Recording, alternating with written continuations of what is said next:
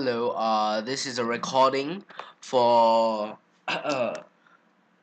Craig Robertson Hollings The Hanging Gardens, a creepypasta. Alright, they say that the woodlands contain the path to paradise itself.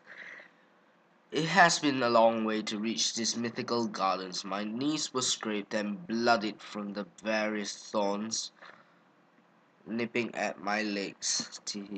Along the path, snakes and sirens were attempting to seduce me with their hypocrisy, but I refused to heed their calling. I was pure at heart, unspoiled by all temptation and evil.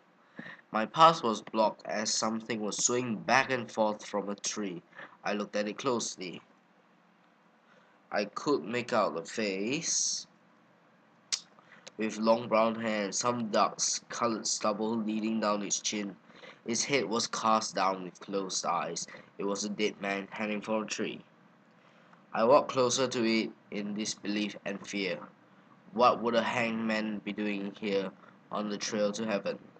I looked at its face when it suddenly jerked its head up towards me. I jumped back in shock. The man opened his eyes, blank and pitiless before they focused themselves on me. He opened his mouth to speak, quiet and choked, and whispered this: "Perfection is the great abyss. Leave now lest you share my fate, a ghost dangling at heaven's gates." With its warning spoken, the dead man hung idle once more. I tried to speak to him, confused and distraught about what he meant by a punishment, but I got no further response from him. I looked at him in a confused anger. What was there to fear about paradise? I certainly am not on the wrong path. As he mentioned heaven, I was free of all man's sins and malice. Surely they could let me pass. Maybe the man was a sinner and was being punished for trying to reach grace. Not heeding the deceased man's warning, I started to walk past the hung man, pushed on by the curiosity to find out why he would have spoken such a thing. Surely there was nothing to fear. I walked through the sycamores and the bushes. My knees scraped once more from the wild, torturous prickles, feeling something not unlike that of 1,000 tiny quills of a porcupine seeping into my legs. I can only hope that whatever lied at the end of the path will be worth it. I disregarded the serpent's temptations and trickery. I walked past the trees in a clearing and found it at last. The pearl doors. I slowly walked towards them with caution, remembering what the man who spoke to me warned. The doors had a latch, and there was a gate aside them. I held onto the gate and looked through to see inside of divinity before going inside. The view was marvelous. Inside there were large grass fields, aligned with the graceful night sky. The stars shone brightly around the blue orb that was the earth itself. I looked around and was awestruck at its divine, stunning beauty. I kept looking through and through at its elegance, but one thing troubled me greatly. There was not a single person inside. With a small amount of hesitation, I wrapped my hand around the latch of the doors carefully. I tried opening it foolishly, expecting it to simply open with a gentle pull, but it did not budge. I tried pulling harder, and the door stood firm in utter defiance. I finally pulled with all my might, and I suddenly fell back to the ground. I looked at my hand. It had the latch inside my palm, but the doors remained unopened.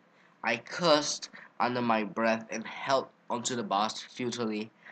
I tried shaking angrily at the great gate and was looking inside, almost sobbing at the fact that paradise was not letting me inside. There was that was when I saw a flash of fire as the gate suddenly began to burn. I screamed in pain and looked at my hands holding the gate, horrifically burned. I ran back into the orchards in newfound fear and terror of this hellish heaven. I came across a waterfall and dived in quickly to ease off the pain. I quickly washed my wounds in the water, gagging at the sight of loose burnt flesh. coming off into the water. That was when the screaming began.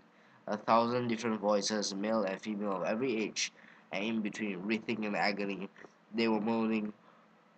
I looked around and saw many in funeral pall, while others simply hung from the trees. I compared the leaves in one tree were largest, were covering my ears. I then counted the trail of dead bodies and found them two numbers to be matching. All of the different voices were crying out for one thing, a second chance. They wanted to escape these gates.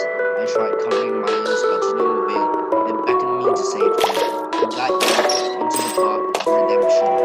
I backed up and hit the trunk of the tree that I pointed off earlier. There's nothing really he said, down in front of me, an empty moon. It was faithful only to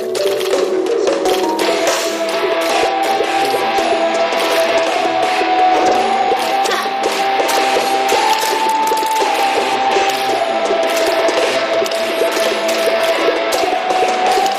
of